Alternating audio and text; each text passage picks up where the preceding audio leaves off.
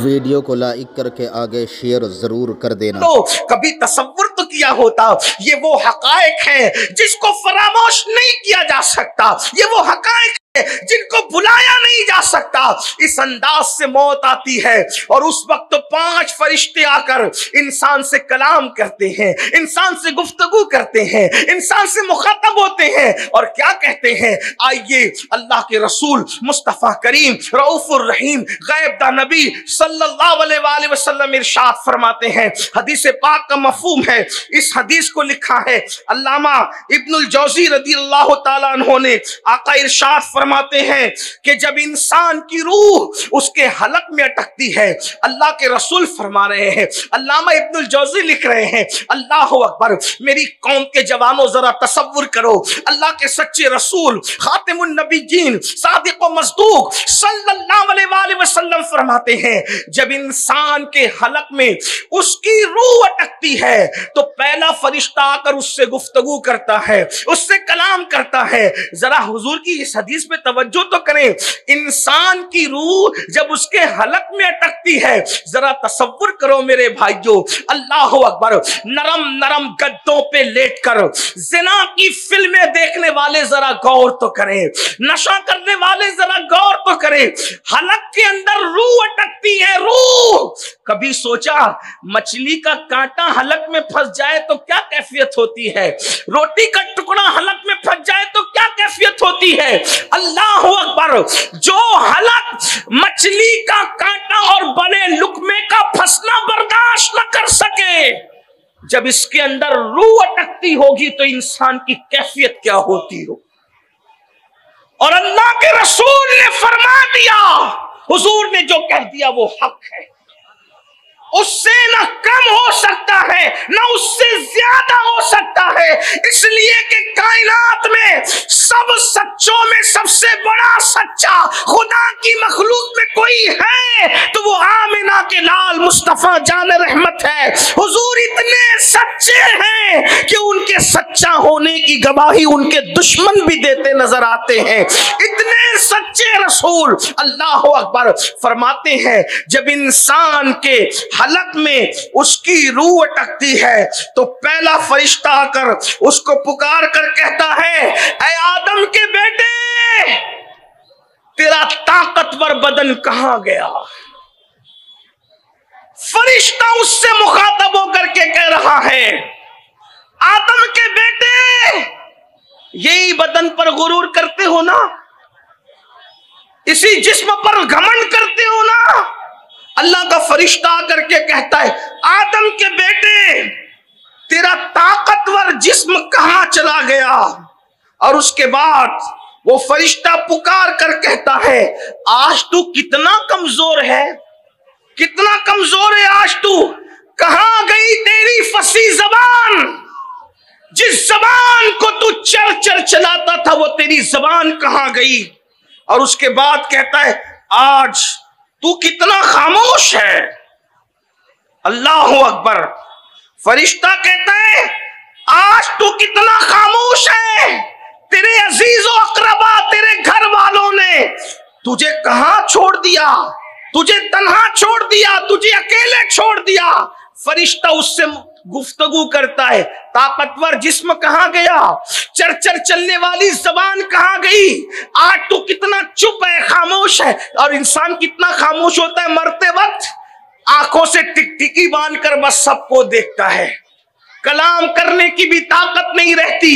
उस मंजर को याद करो अल्लाह के बंदो, आखिरत को भूलने वालों उस मंजर को याद करो, कब्र को भूलने वालों उस मंजर को याद करो। बहुत दिन तक कुछ नहीं रहेगा, बहुत दिन तक कुछ नहीं चलेगा। कब तक गुनाह करोगे, जब तक के जिस्म और रूह का रिश्ता है तभी तक ना। एक वक्त तो वो आएगा कि रूह का रिश्ता जिस्म से टूट जाएगा, सिर्फ पछताओगे मेरे भाइयों, किस दुनिया से जी लगाया है, शहद दिखाए, जहर पिलाए, कातिल डाइन शौहर कुश, इस मुर्दार पे क्या ललचाया। दुनिया देखी भाली है इस दुनिया ने, बूढ़ी दुनिया ने, जिसकी हजारों साल की उम्र हो गई। ये बूढ़ी जो बन सवर के आती है, लोगों के साथ फरेब करती है, लोगों के साथ धोखा करती है। अगर इस दुनिया ने बन संवर कर फिरौन को न वर्गलाया होता तो उसने खुदा होने का दावा न किया होता। नमरूद को इस दुनिया ने न वर्गलाया होता तो नमरूद खुदा का बागी न हुआ होता। अना रब्बुकुमुल आला की सदाएं बुलंद न करता। अल्लाह के बंदो, उनके तख्त कहां गए, उनके ताज कहां गए, उनके गुरूर कहां गए, उनके घमंड कहां गए, कहां गए उनके महलात। अल्लाह के बंदो, वो बादशाह थे, आप और हम तो बादशाह भी नहीं है। खुदा को भूल रहे हो, आखिरत को भूल रहे हो। नहीं नहीं, ये मुसलमान की शान नहीं। जब मरोगे नज़ा और सकरात का आलम होगा, रूह हलक में अटकेगी, तो पहला फरिश्ता कहेगा कहां है तेरी ताकत, कहां है तेरी कुव्वत, कहां है तेरी जबान। आज तेरे रिश्तेदारों ने, अकरबा ने, अजीजों ने तुझे तन्हा छोड़ दिया। उस वक्त इंसान कितना बेबस होगा। फरिश्ता कहता है आज आज सबने तुझे छोड़ दिया, सब छोड़ दे, बीवी छोड़ देगी, बच्चे छोड़ दे, सब छोड़ दे। कौन आता है साथ? कोई नहीं आएगा। फिर अल्लाह के रसूल अलैहिस्सलाम इरशाद फरमाते हैं, जब उसकी रूह निकाल ली जाती है तो दूसरा फरिश्ता आता है। रूह निकलने के बाद, और वो फरिश्ता भी उससे कलाम करता है। और फरिश्ता क्या कहता है जरा सुने। वो फरिश्ता कहता है, तंग दस्ती के खौफ से जो माल तूने जमा किया था, ना हराम देखा ना हलाल, वो माल कहां गया? तुझे बहुत ख्याल था ना मालदार बनने का, दौलतमंद बनने का, कहां गया तेरा माल? और सोचो वो माल गया, जाता कहां है? इधर इंसान मरा, उधर बहुएं प्लान करती है कि हमारे हिस्से में कितना आएगा, मेरे शौहर के हिस्से में कितना। बेटे प्लान करते, दामाद प्लान करते।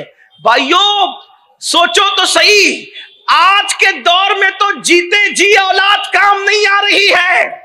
मरने के बाद कौन मगफिरत की दुआ करेगा, कौन बख्शिश की दुआ करेगा? जरा गौर तो करो, कुछ करो अपने लिए, इसलिए कि दुनिया में हमेशा नहीं रहना। सूफिया फरमाते हैं, ऐ इंसान, जिस जिंदगी पे तू इतराता फिर रहा है, तेरी जिंदगी की मिकदार कितनी है, तेरी जिंदगी की मियाद कितनी है, तेरी जिंदगी है कितनी? तो सूफिया फरमाते हैं, पैदा हुए तो कान में अजान दी गई, मर गए तो नमाजे जनाजा पढ़ी गई, अजान भी हो गई, अकामत भी हो गई। अकामत और जमात के दरमियान जितना टाइम रहता है, बस इतनी तेरी जिंदगी का वक्फा है। अब इतनी छोटी सी जिंदगी में चाहे तो अल्लाह को राजी करके जन्नती हो जा, या खुदा को नाराज करके जहन्नमी हो जा। क्या चाहते हो, क्या चाहते हो बताओ? वो फरिश्ता कहता है, रूह निकलने के बाद तंग दस्ती के खौफ से माल जमा करने वाले, बता तेरा माल कहां गया? तूने तबाही और बर्बादी से बचने के लिए, ऐशो आराम के लिए घर बनाया था, वो घर कहां गए? तूने तन्हाई से बचने के लिए, अल्लाह अकबर, जो मुनिसो गमगुसार ढूंढे थे, बनाए थे, बता वो मुनिसो गमगुसार कहां गए? लेकिन ना माल होता है, ना कोई गमगुसार होता है, और मकान भी इंसान का अपना नहीं, बल्कि उसका मकान तो उसकी कब्र हुआ करती है। आज माल के चक्कर में लोग सूद का धंधा कर रहे हैं, मुसलमान जुओं के अड्डे चला रहे हैं, मुसलमान भाईगिरी कर रहे हैं, लोगों को कत्ल करने की, मार डालने की सुपारियां ले रहे हैं। इल्ला माशाअल्लाह सब मुसलमान ऐसे नहीं हैं, लेकिन माल के चक्कर में लोग एक दूसरे पे जादू कर रहे हैं, जादू करवा रहे हैं। माल के चक्कर में अल्लाह अकबर किसी का मर्डर किया जा रहा है, माल के चक्कर में हलाल और हराम नहीं देखा जा रहा है, माल के चक्कर में अपनी बस्तियों के अंदर नशावर चीजें बेची जा रही है, फरोख्त की जा रही है, माल के चक्कर में जुओं के अड्डे चलाए जा रहे हैं। आप मुझे बताएं, क्या ये माल कब्र में साथ जाएगा? अरे हलाल कमाने वाले अपना माल अपने साथ नहीं लेकर के गए तो हराम कमाने वालों ने कौन सा क्या लेकर के जाना है? अल्लाह अकबर। तो वो फरिश्ता रूह निकालने के बाद कहेगा, नूर निकलने के बाद कहेगा, कहां है तेरा माल, कहां है तेरा मकान, कहां है तेरे मुनिसो गमगुसार? लेकिन इंसान के पास जवाब क्या होगा? फिर अल्लाह के रसूल सल्लल्लाहु अलैहि वसल्लम फरमाते हैं, जब उसका जनाजा उठाया जाता है तो तीसरा फरिश्ता आकर के उसको कहता है, अल्लाह अकबर, अफसोस आज तुझे बड़े लंबे सफर पर जाना है, और इतना लंबा सफर कि इससे पहले तूने इतना लंबा सफर आज से पहले कभी तय नहीं किया। आज तू ऐसी कौम से मिलेगा कि आज से पहले तू ऐसे किसी कौम से नहीं तेरी मुलाकात हुई, और आज तू ऐसे तंग और तारीक घर में लिटा दिया जाएगा जिसे कब्र कहते हैं। इससे पहले ऐसे तंग और तारीक मकान में तुझे दाखिल नहीं किया गया। अगर आज अल्लाह को राजी करने में तू कामयाब हो गया तो तू बड़ा खुशबख्त है, तकदीर वाला है, और अगर अल्लाह तुझसे नाराज है तो तू बड़ा बदबख्त है। ये कब होता है? जब वो अल्लाह अल्लाह उसका जनाजा उठाया जा रहा होता है। मुसलमान मेरे भाइयों, सोचो कब्र की तंग और तारीक वादी का हाल क्या है। अल्लाह के सच्चे रसूल कायदुल मुरसलीन सैयदुल आलमीन सल्लल्लाहु अलैहि वसल्लम इरशाद फरमाते हैं कि जब किसी इंसान को उसकी कब्र में रखा जाता है और वो नमाज पढ़ने वाला नहीं होता, बेनमाजी होता है, तो अल्लाह के रसूल अलैहिस्सलाम फरमाते हैं उसकी कब्र में 99 सांप होते हैं। उस कब्र में जहां करवट लेने की जगह नहीं होती, वो कब्र जिसमें नीचे भी मिट्टी, ऊपर भी मिट्टी, दाएं भी मिट्टी, बाएं भी मिट्टी, आगे भी मिट्टी, पीछे भी मिट्टी, मिट्टी ही मिट्टी, न जहां तकिया, न जहां बिस्तर, न जहां चादर, कुछ नहीं, सिर्फ मिट्टी है। अंधेरे का हाल यह है कि एक हाथ को दूसरा हाथ सुझाई नहीं देता, और अगर इंसान नमाज न पढ़े तो अल्लाह के रसूल अलैहिस्सलाम फरमाते 99 सांप, और उसमें एक एक सांप की ताकत का आलम यह है, अगर वो किसी पहाड़ पे डंक मारे तो पहाड़ रेजा रेजा हो जाए, अगर वो फुनकार दे तो उसकी फुनकार की गर्मी की वजह से लोग मर जाएं। ऐसे ताकत वाले 99 सांप इंसान पर जो बेनमाजी होता है अल्लाह उस पर मुसल्लत करता है। और बल्कि एक दूसरी हदीस में आया, अल्लाह के रसूल अलैहिस्सलाम फरमाते हैं कि बेनमाजी पर अल्लाह कब्र में जो सांप मुसल्लत करता है उसका नाम है शुजाउल अकरा, और वो गंजा सांप है, गंजा। उसका नाम भी अल्लाह के रसूल ने बताया, शुजाउल अकरा उसका नाम है। और उसका हाल ये है, जब वो किसी को डंक मारे तो एक डंक पर 1000 साल तक के जहर उसके पूरे जिस्म में घूमता रहेगा, और उसकी हड्डियों के जोड़ टूट कर चकनाचूर हो जाएंगे। अल्लाह के रसूल सल्लल्लाहु अलैहि वसल्लम फरमाते हैं, जिसने फज्र की नमाज जानबूझकर छोड़ दी थी उसको वो ज़ोहर तक डसता रहेगा। फज्र की नमाज जिसने जानबूझकर छोड़ी थी, शुजाउल अकरा, ये किसी मौलवी साहब का कौल नहीं है कि आप ये कह दें कि चले मौलाना तो बोलते ही रहते हैं। ये उस रसूल का फरमान है जिसके बारे में कुरान कहता है, वमा यंतिकु अनिल हवा इन हुवा इल्ला वह्युन यूहा। ये अपनी मर्जी से कभी बोलते ही नहीं, गोया के जबान इनकी है, कलाम खुदावंद कुद्दूस का है। एक वक्त की नमाज में सिर्फ 10 मिनट का टाइम लगता है मेरे भाई। सोचो तो सही, मैसेजेस चेक करने बैठते हैं तो घंटों लग जाते हैं, फेसबुक पर बैठते हैं तो घंटों लग जाते हैं, यूट्यूब पर बैठते हैं तो रातें गुजर जाती है। 10 मिनट की नमाज नहीं पढ़ी। आखिर 10 मिनट सो करके कौन सा आपने अपना फायदा कर लिया? फजर में क्या नुकसान है?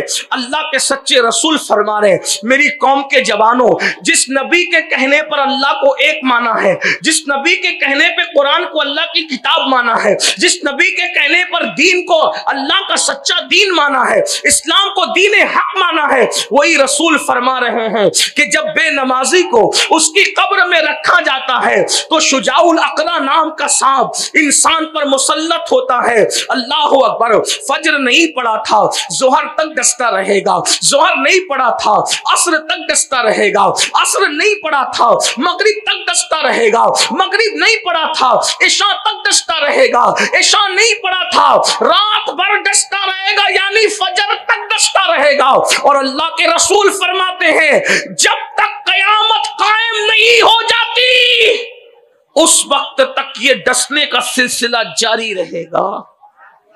सिर्फ 10 मिनट का टाइम है एक वक्त की नमाज के लिए, 10 मिनट। इंसान पान भी खाता है तो 10 मिनट से ज्यादा का टाइम लगता है।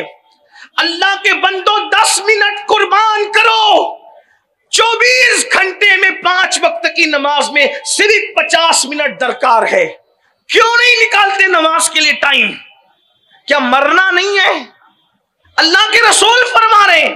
और एक बात आपसे मैं पूछता हूं, हुजूर ने जहां ये अजाब बयान किया तो ये नहीं फरमाया कि बेनमाजी को अजाब दिया जाएगा तो फिर मैं जा करके बचा लूंगा, ये नहीं फरमाया।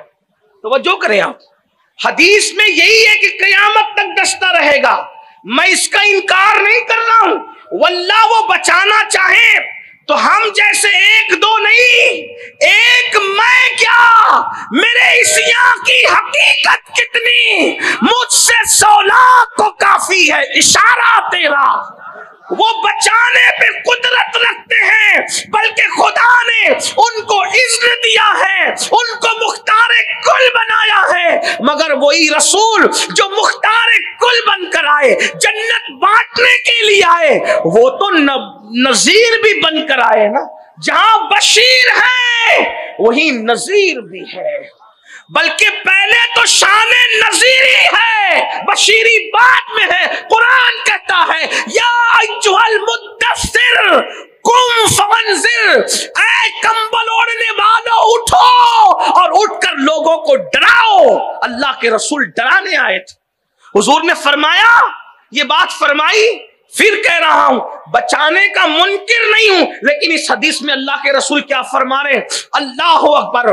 बेनमाजी को क़यामत तक वो डसता रहेगा। सोचो, है किसी में ताकत? जिस सांप ने पहाड़ पे डंक मार के पहाड़ को रेजा रेजा कर देना है, जब वो इंसान को डसेगा तो इंसान की कैफियत क्या होगी? अपने आप पर रहम नहीं आता, अपने आप से मोहब्बत नहीं है, अपने जिस्म से मोहब्बत नहीं है। बताओ, कांटा चुभ जाए बर्दाश्त नहीं होता, आंख में तिनका घुस जाए बर्दाश्त नहीं होता। मेरे भाइयों, गरम गरम चाय का अगर घूंट ले लो बर्दाश्त नहीं होता, अगर बत्ती का झटका बर्दाश्त नहीं होता। मेरी कौम के जवानों, दूसरों का बुरा चाहते चाहते क्या अपना भी बुरा चाहने लगे हो? दूसरों के साथ नफरत करते करते क्या अपने जिस्म से भी नफरत करने लगे हो? क्या अपने आप से भी नफरत करने लगे हो?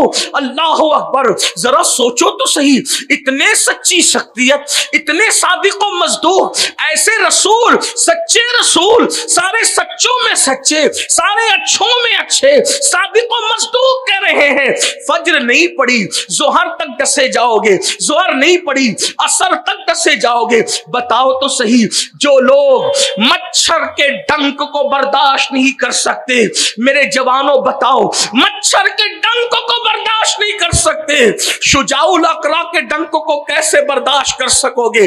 और कब्र की वो कैफियत कैसी होगी? इसलिए आज अल्लाह की बारगाह में सच्ची तौबा करो।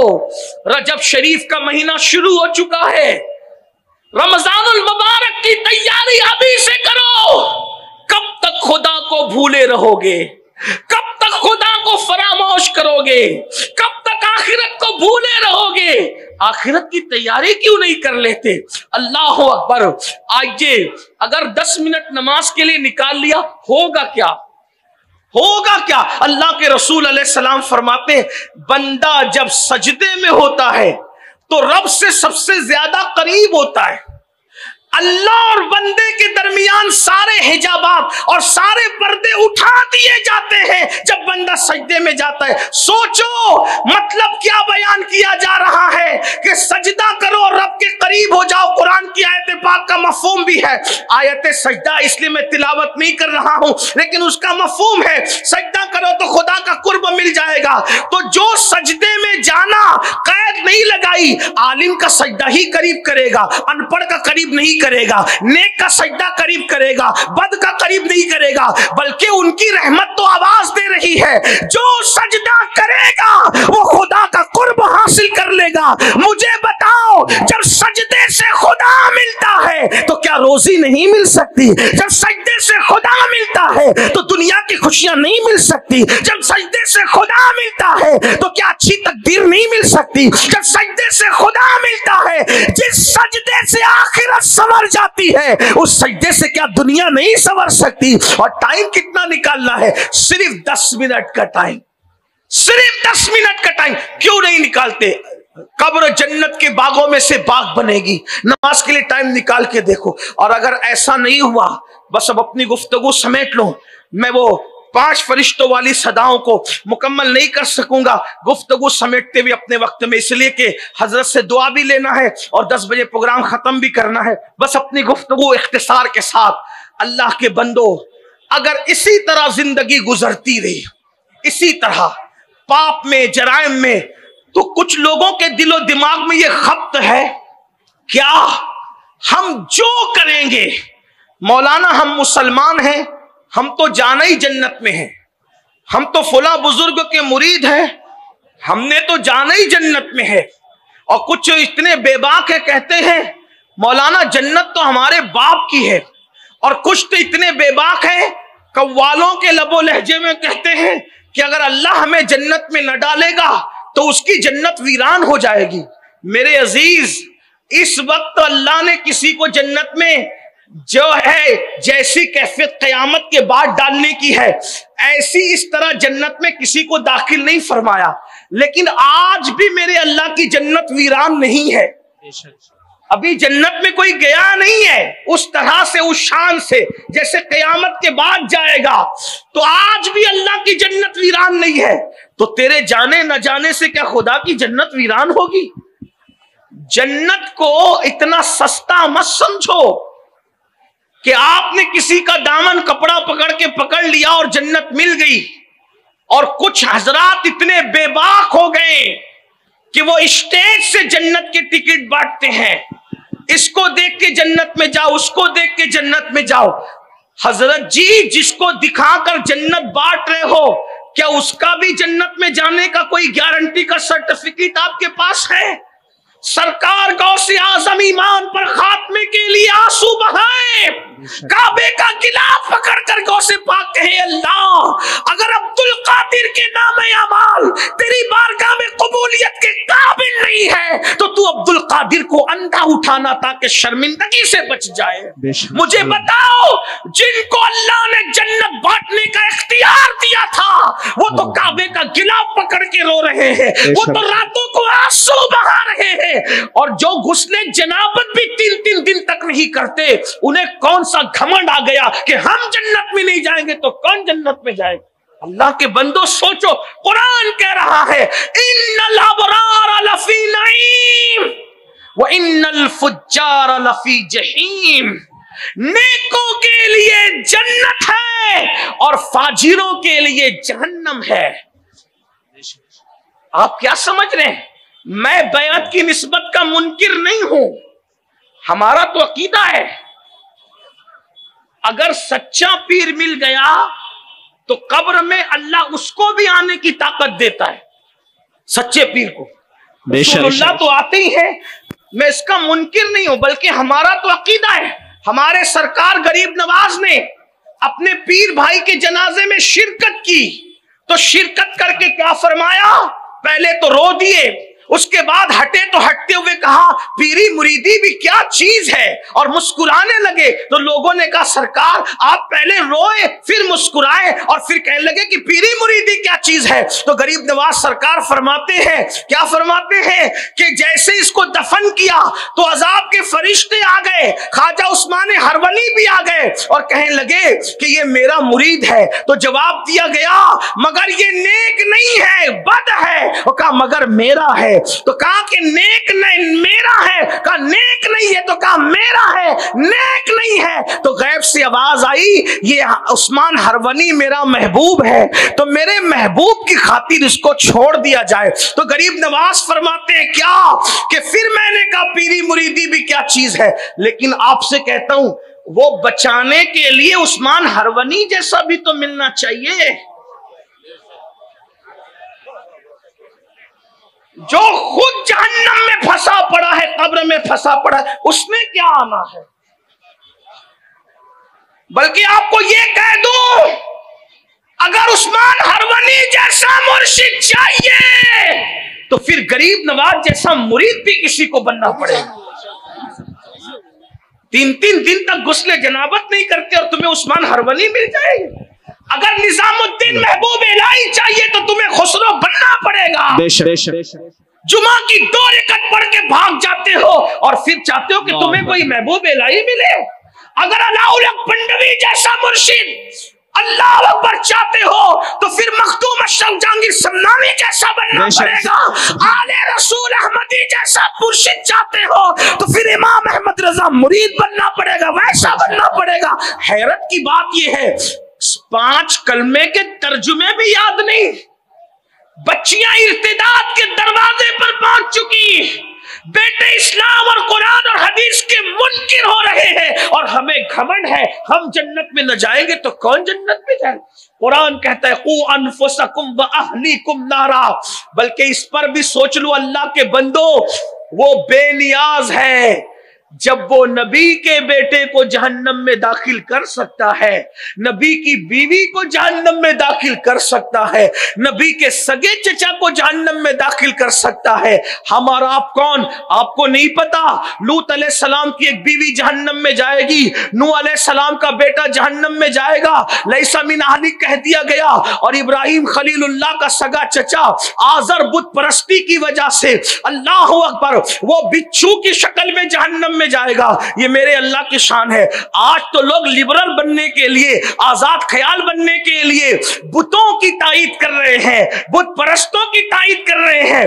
लोगों से लिबरल होने का सर्टिफिकेट और रोशन ख्याल होने का सर्टिफिकेट लेने वालों, इस्लाम आदाती तरादा बटेर का नाम नहीं है, दीन सिर्फ दीन है।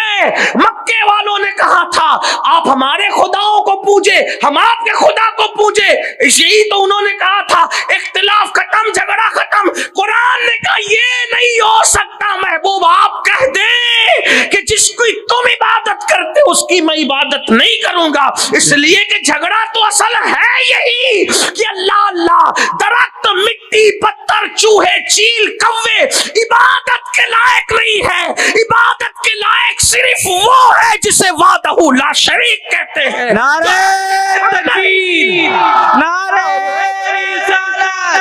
हज़रत अल्लामा मौलाना सैयद अमीनुल कादरी साहिब किबला हालात देख करके लोगों की बोलियां बदल रही, सियासी लीडरों की बोलियां, मालदारों की बोलियां, नाम निहाद सोशल वर्करों की बोलियां कि उधर भी चले उधर भी चले और इस तरह जान बचाएं। लानत है ऐसी जिंदगी पर जो खुदा की बगावत के साथ हो, इसलिए कि तेरा सर इतना कीमती है। जब नबी को सजदा जायज नहीं है, वली को सजदा जायज नहीं है, तो मिट्टी पत्थर चील कौवों को सजदे की इजाजत कैसे हो सकती है।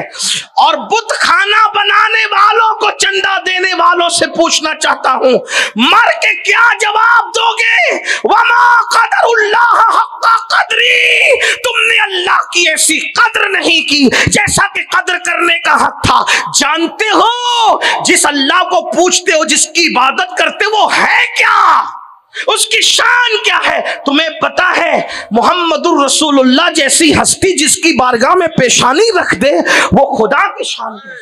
जरा गौर तो फरमाए, इतनी आला हस्ती जिसके आगे सरे नियाज खम, उनके सर की शान क्या है अंदाजा तो करो। जिसके तलवों पर जिब्रील अपना माथा मले, जब तलवा इतना कीमती है तो वो सर कितना कीमती होगा। और वो सर जिस खुदा के आगे झुकता है वो खुदा के शान का मालिक हो। उस खुदा को छोड़कर अपना अकीदा मुतज़लज़ल करते हो। भाइयों ये तो मौसम बदलते रहते हैं, हालात तब्दील होते रहते हैं। अल्लाह अकबर। इमाम हुसैन ने बताया 3 दिन करबला की जिंदगी पसंद है, लेकिन 30,000 दिन तक यजीद जैसे तागूत की गुलामी पसंद नहीं है। बातिल पे रह के जिंदा रहने वाली जिंदगी पे लानत है, और हक पे रह के मर जाने को शहादत कहते हैं। इसलिए हुसैनी कहलाते हो। सिर्फ शरबत वाले, सिर्फ खिचड़े वाले, सिर्फ नान खटाई वाले, सिर्फ 10 दिन के मुहर्रम की महफिल सजाने वाले। हुसैनियत तो ये है ना कि जब भी कभी ज़मीर का सौदा हो दोस्तों, कायम रहो हुसैन के इनकार की तरह। आज भी ज़मीरों का सौदा, तौहीद पर कायम रहो, रिसालत पर कायम रहो। कहानी किस्से की बुनियाद पे जिन्हें खुदा होने की सनद मिल गई, आज तुम उनसे मुतासिर हो गए। हमारा खुदा तो वो है, हु अल्लाहु अहद, अल्लाहु समद, लम यलिद वलम यूलद। क्या शान है जो बादल से पानी कतरे कतरे बरसाता है, उसे अल्लाह कहते हैं। जिसने कुन कहकर के इतनी बड़ी जमीन बनाई, उसे अल्लाह कहते हैं। जो समुंदरों में जिसके हुक्म से इतनी बड़ी बड़ी कश्तियां चलती है, उसे अल्लाह कहते हैं। जो रोजाना मशरिक से सूरज निकालकर मगरिब में गुरूब कर देता है, उसे अल्लाह कहते हैं। जो रात की सिया चादर को समेट के कहां रखता है, आज तक के साइंस इस बारे में कोई तहकीक नहीं कर सकी, उसे अल्लाह कहते हैं। जो दिन की जुल्फों को बिखेर देता है, अल्लाहु अकबर, रात सिमट जाती है, और जब रात की चादर समेट देता है तो दिन निकल आता है। सितारों की अंजुमन वो सजाता है, शफक का जमाल उसने पैदा किया, उफक की सुर्खियां उसने पैदा की। मुर्दा अंडे से चंद दिन में जिंदा मुर्गी निकाल देता है, उसे अल्लाह कहते हैं। जो दरख्तों की पत्तियां पैदा करता है, उसे अल्लाह कहते हैं। जो निखते गुल पैदा करता है, उसे अल्लाह कहते हैं। तितलियों को जिसने बागपन अता किया, उसे अल्लाह कहते हैं। जो मुर्दे में जान पैदा कर दे, उसे अल्लाह कहते हैं। जो जिंदे को मुर्दा कर दे, उसे अल्लाह कहते हैं। इतना बड़ा आसमान उसने बनाया, उसे अल्लाह कहते हैं। अल्लाह के बंदो, उस अल्लाह को छोड़कर कहां जा रहे हो? याद रखो, खुद भी दीन और ईमान पे रहो। एक बात कह दूं, अगर सारी जिंदगी बदअमली करते रहे लेकिन मरे ईमान पर, राई के जर्रे के बराबर भी ईमान लेकर गए, इंशाअल्लाह जन्नत मिलेगी। अगरचे जहन्नम में अजाब भुगत कर मिलेगी, मगर मिलेगी। इसलिए कि ईमान वाला हमेशा जहन्नम में नहीं रहेगा। लेकिन अगर बहुत कुछ करने के बाद भी कुफ्र पर मरे तो फिर जन्नत में मिलना ही नहीं है। तो इसलिए तौहीद पे रहो, ईमान पे रहो, सच्ची अकीदे पे रहो। बात जो खत्म करने लगा था, मगर ये भी आपसे कह दूं, अगर आप ये सोच करके को सोचते हो यार नमाज नहीं पढ़ेंगे मौलाना तब भी तो मुसलमान रहेंगे, भाई मेरी औकात ही नहीं, मैं कोई जो वो आपके सामने तहकीक नहीं पेश कर रहा हूं, लेकिन इतना जरूर कहता हूं, बेनमाजी को हनफी होने की वजह से डायरेक्ट तो मैं काफिर नहीं कहता, लेकिन इतना जरूर कहता हूं कि अहदीस में आया है जो नमाज में सुस्ती करेगा, डर है, मरेगा तो कुफ्र पर मरेगा, ईमान उसका क्या सलामत जाएगा। आपको मैं एक बात बताऊं, आजकल क्या जहन बन गया, मौलाना दाढ़ी नहीं होगी ना तो भी तो मुसलमान रहेंगे ना, चलेगा तो, नमाज नहीं होगी फिर भी तो मुसलमान रहेंगे ना, हलाल नहीं खाएंगे फिर भी तो मुसलमान रहेंगे ना, हज नहीं करेंगे फिर भी तो मुसलमान रहेंगे ना, रोजा नहीं रखेंगे फिर भी तो मुसलमान रहेंगे ना, तो सब छोड़कर मुसलमान रहेंगे तो फिर मुसलमान क्या चीज है। इस सिलसिले में एक बुजुर्ग ने बड़ी अच्छी बात कही, आरिफ रूमी ने, अल्लामा जलालुद्दीन रूमी कहते हैं, एक शख्स को ख्याल आया कि मैंने अपनी पीठ पर शेर बनवाना है। आजकल के नौजवान लड़के जैसे बनाते हैं, बाजुओं पर, सीने पर, है ना, क्या कहते हैं उसको, टेट्यू कहते हैं ना उसको। अल्लाह के रसूल अलैहिस्सलाम ने फरमाया गूंदने वाले और गुंदवाने वाले दोनों पर अल्लाह ने लानत फरमाई, अल्लाह ने लानत की है। और आजकल का बड़ा अजीब सा शौक है। तो बहरहाल एक शख्स को आरिफ रूमी एक फर्जी कायद बयान करके कोई दर्स देना चाहते हैं, उसके दिल में ख्याल आया कि शेर की तस्वीर बनाए। तो उस जमाने में क्या था, जब कोई चीज गूंदी जाती थी जिस्म पर तो पिन से, सुई से चमड़ी को चुबोया जाता था और चुबो चुबो करके नुक्ते डॉट डॉट बनाए जाते थे, फिर उसके अंदर राख भरी जाती थी तो वो हमेशा के लिए वो तस्वीर बन जाती थी। तो जैसे ही शेर बनाने के लिए आया उस मुसव्विर के पास, शेर बना दो, तो उसने निकाली सुई और जैसे ही चुबोया तो बड़ी तकलीफ हुई। तो उसने पूछा क्या कर रहे हो, कहा तुमने कहा ना शेर बनाने के लिए, तो शेर बना रहा हूं। तो कहा कहां से बना रहे हो, तो कहा दुम की तरफ से। तो पूछा क्या बगैर दुम का शेर नहीं होता, बगैर दुम का तो शेर हो सकता है, हाँ बिल्कुल हो सकता, दुम छोड़ दीजिए, हाँ ठीक है। फिर सुई चुबोई, क्या कर रहे हो, तो कहा तुमने शेर बनाने के लिए कहा ना, शेर बना, तो कहां से बना रहे हो, कहा पैर की तरफ से। तो बगैर पैर का शेर नहीं हो सकता, हाँ हो सकता है, पैर भी छोड़ दो। उसके बाद फिर सुई चुबोई, अब क्या कर रहे हो, आपने शेर बनाने के लिए कहा ना, शेर बना रहे हैं। तो क्या बना रहे हो, का पेट बना रहे हैं। तो बगैर पेट का शेर नहीं हो सकता, हो सकता है, छोड़ दो पेट भी। अब उसके बाद जब सुई चुबोई, का अब क्या कर रहे हो, आप तो शेर बनवाने के लिए आए तो शेर बना रहे हैं, तो अब क्या कर रहे हो, का चेहरा बना रहे हैं। का बगैर चेहरे का शेर नहीं होता। तो जब ना दुम रहेगी, ना पैर रहेंगे, ना पेट रहेगा, ना चेहरा रहेगा, तो फिर शेर कौन सी बला का नाम है, यही तो है ना।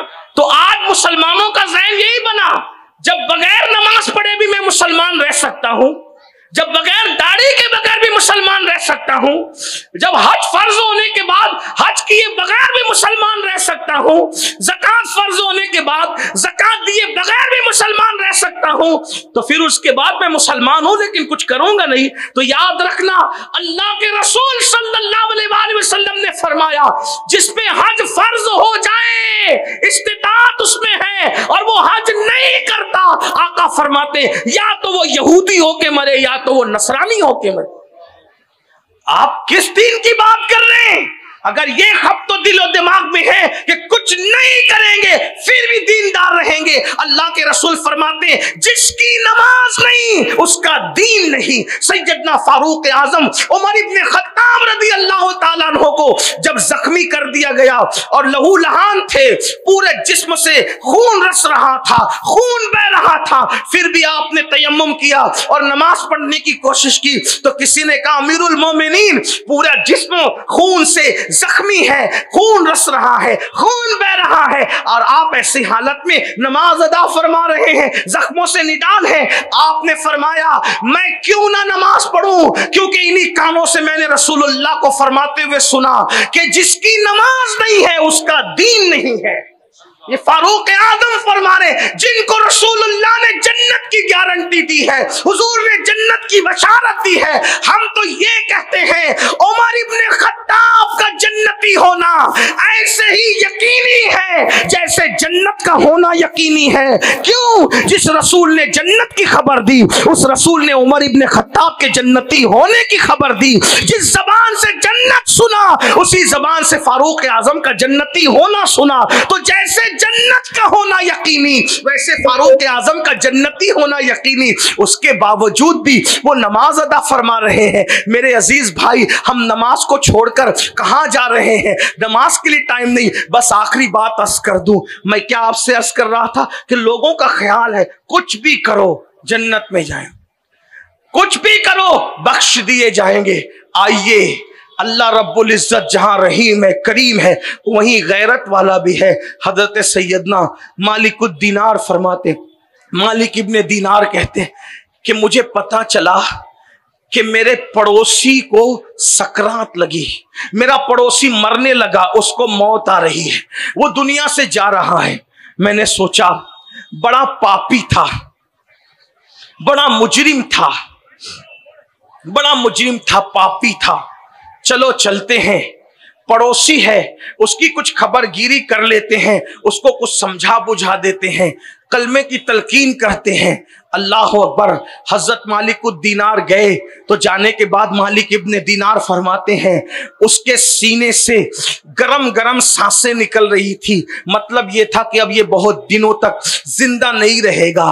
तो मैंने उसको कहा क्या हाल है? उसने रो करके कहा ऐ मालिक, अल्लाह ने जब जब मुझे सेहत दी, तंदुरुस्ती दी, मैंने अल्लाह की नाफरमानी की, मैंने गुनाह किया, मैंने जराइम किए, ऐ मालिक अब मैं दुनिया से जा रहा हूं। तो हजरत मालिक इब्ने दीनार कहते हैं मैंने उसको कहा तौबा कर ले, तौबा का दरवाजा खुला है, तौबा कर ले। गौर से सुनना, अल्लाह अकबर।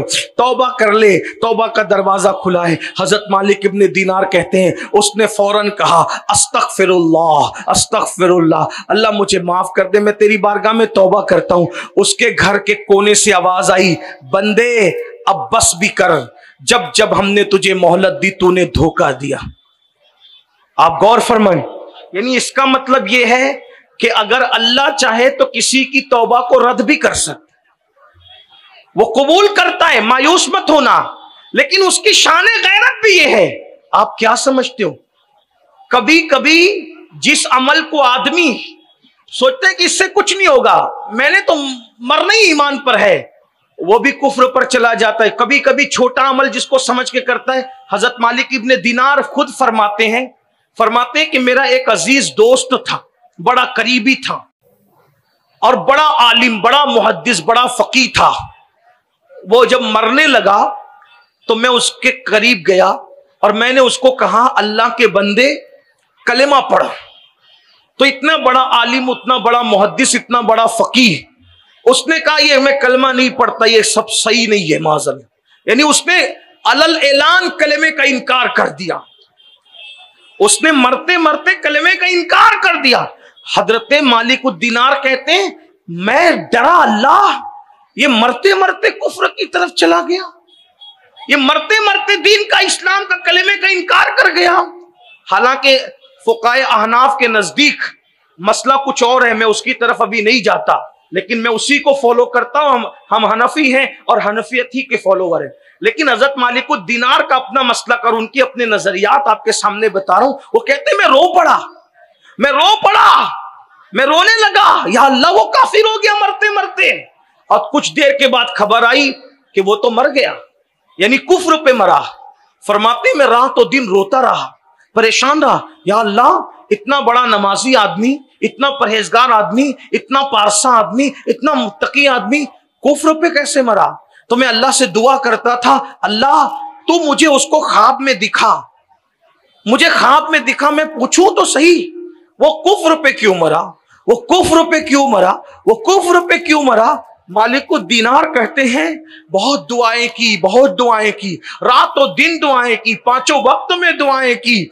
आखिरकार एक रात मैंने क्या देखा कि वही बड़ा नेक, मुत्तकी, परहेजगार जिसको हम समझते थे, बड़ा आबिदो जाहिद था, वो जहन्नम के अंदर है। तारकोल का लिबास उसके बदन पर है, उसके पैरों में जहन्नम की आग की जूतियां हैं, उसके पूरे बदन पर जहन्नमी लिबास है। मैंने उसको देखा तो रो पड़ा, वो भी रो रहा था। मैंने पूछा जालिम तू तो बड़ा मुत्तकी, बड़ा परहेजगार, बड़ा आबिद और जाहिद कहलाता था, बता तू कुफ्र पे कैसे मरा, तू काफिर होके कैसे मरा? उसने जवाब दिया ए मालिक तुम जानते हो मेरी नमाजें कभी नहीं छूटी, रमजान शरीफ के रोजे कभी नहीं छूटे, मेरी तहज्जुद कभी नहीं छूटी, मैं कुरान भी पढ़ता था, मैं मुहद्दिस था, आलिम था, फकीह था। लेकिन ए मालिक तुम्हें क्या बताऊं कि मुझे एक बीमारी हो गई। गौर से सुनना, इसी पे बात पूरी कर रहा हूं। वो कहता है मुझे एक बीमारी हो गई, मैं तबीबों के पास दौड़ता रहा, हकीमों के पास दौड़ता रहा, तबीबों ने और हकीमों ने कहा तेरी बीमारी का इलाज नहीं है। आखिरकार एक यहूदी हकीम के पास गया तो उसने मुझे कहा कि देख तेरी बीमारी का इलाज तो मेरे पास नहीं है, अलबत्ता जो तुझे तकलीफ है वो तकलीफ दब जाएगी। तूने एक काम करना कि साल भर में एक कटोरा भर के शराब पी लेना, बस कटोरा भर के शराब साल में एक बार पीना है। वो कहता है ए मालिक मैं शराब को बतौर दवा सबसे छुप करके 1 कटोरा 1 साल में शराब पी लेता था ताकि मेरी बीमारी दब जाए, और उसकी वजह से कुछ मुझे फर्क भी पड़ता था, इसलिए शराब पी लेता था।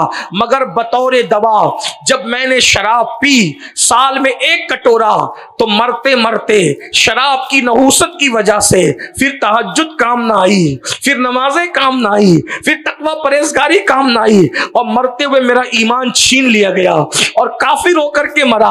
आपसे पूछना चाहता हूं, जो साल में 1 मर्तबा दवा के तौर पर शराब का 1 कटोरा पी ले, वो मर रहा है तो कुफ्र पे मर रहा है। ऐ मेरी कौम के जवानों, जो शादियों में भी शराब पी रहे हैं, जो खुशियों में भी शराब पी रहे हैं, जो मैयतों का गम भुलाने के लिए शराब पी रहे हैं, जो मोहब्बत में धोखा खा के किसी के दुख को दर्द को भुलाने के लिए शराब पी रहे हैं, जो बच्चों के खतना और पैदाइश की खुशी में भी शराब की पार्टियां रख रहे हैं, बताओ जब इतना मुत्तकी परहेजगार तहज्जुद गुजार शराब का 1 कटोरा बतौर दवा पीता है तो वो कुफ्र पे मर रहा है, उनका अंजाम क्या होगा। और आजकल तो लोग कहते हैं मौलाना शराब पीना हराम है ना, अगर नशे का इंजेक्शन लगाओ तो क्या है, उस पर कोई बात है, नशे की गोलियां खाओ उस पर क्या बात है, नशे की दवा पियो उस पर क्या बात है, कोई चीज सूंघ के नशा करो उस पर क्या बात है। हमने कहा जालिम, तू अभी इतना होशियार नहीं हुआ, ये ज़बान रिसालत है, ज़बान रिसालत। वो हाल भी उनके सामने हाथ बांधे खड़ा है, माजी भी उनके सामने हाथ बांधे खड़ा है, मुस्तकबिल भी उनके सामने हाथ बांधे खड़ा है। मेरे नबी वो हैं जो अपने जमाने में बैठकर पिछला जमाना भी देख रहे थे और क़यामत तक का आने वाला दौर भी देख रहे थे। रसूलुल्लाह की एक हदीस तुम्हारे सारे तोहमात पर जो है वो नशेमंद पे बिजली गिरा देती है। आका फरमाते हैं कुल्लो मुस्किरिन हराम, जिससे नशा हो सब हराम, जिससे नशा। अब इंजेक्शन लाओ या कयामत से पहले और पता नहीं तरक्की करके लोग क्या जाएंगे क्या करेंगे। हुजूर अलैहिस्सलाम के एक जुमले ने कयामत तक के लिए सबको समेट लिया। कुल्लू मुस्किरिन हराम, हर नशावर चीज हराम है, और जिसको अल्लाह के रसूल ने हराम कह दिया उसको कोई हलाल नहीं कर सकता। मौत के वक्त जबान पे कलेमा नहीं आएगा। और अल्लाह के रसूल अलैहिस्सलाम फरमाते जिसने नशा किया और तौबा से पहले मर गया, जब वो क़यामत के दिन उठेगा या तो उसकी शक्ल सूअर की तरह होगी या तो उसकी शक्ल बंदर की तरह होगी। इसलिए मुसलमानों, आखिरत पे यकीन है तो आखिरत की तैयारी करो, नेक अमल करो। हाँ, अल्लाह की शान ये है, अगर वो नाराज रहता है तो फिर तहज्जुद पढ़ने वालों को भी कुफ्र पे मारता है, और अगर वो करम फरमा दे तो कुत्ते को पानी पिलाने पे भी जन्नत मिल जाती है, रास्ते से तकलीफ देने वाली चीज हटाने पे भी जन्नत मिल जाती है, किसी को देख के मुस्कुराने से भी जन्नत मिल जाती है, हसन बसरी के हाथ चूमने पर भी जन्नत मिल जाती है, बायजीद बुस्तामी को देखने पे भी जन्नत मिल जाती है, किसी आलिम के नाम पे नाम रखने की बुनियाद पे भी जन्नत मिल जाती है, अगर वो करम फरमा दे तो किसी चिड़िया को दाना खिलाने पे भी जन्नत मिल जाती है। तो फिर हमें क्या करना चाहिए? किसी छोटे गुनाह को छोटा समझकर करना नहीं चाहिए, इसलिए कि बड़े बड़े पहाड़ों से ठोकर नहीं लगती, छोटे पत्थरों ही से ठोकर लगा करती है। और किसी नेकी को छोटी समझकर छोड़ नहीं देना चाहिए, इसलिए कि कतरे कतरे से दरिया बन जाता है। इसलिए छोटी से छोटी नेकी भी करो और छोटे से छोटे गुनाह से भी बचो। अल्लाह पाक की बारगाह में दुआ है, अल्लाह सबसे पहले मुझे और आप सबको जराइम से बचाए, गुनाहों से बचाए। अल्लाह हम सबकी जिंदगियों में इनकलाब पैदा फरमाए, और गुफ्तगू के दरमियान अगर कोई गलती हो गई हो, अल्लाह पाक अपने हबीब सल्लल्लाहु अलैहि वसल्लम के सदक़ो तो फैल माफ फरमाए। मेरी आपकी कब्र हश्र नश्र को अल्लाह बेहतर बना दे। वमा अलैना इल्लल बला। वीडियो अगर अच्छा लगा हो तो लाइक करके आगे शेयर ज़रूर कर देना, और इस वीडियो को सवाब की नीयत से अपने दोस्तों के साथ व्हाट्सएप फेसबुक ग्रुप पर ज़रूर शेयर कर देना, ताकि इसका सिला अल्लाह ताला आपको ज़रूर अता फरमाए। अल्लाह हाफिज़।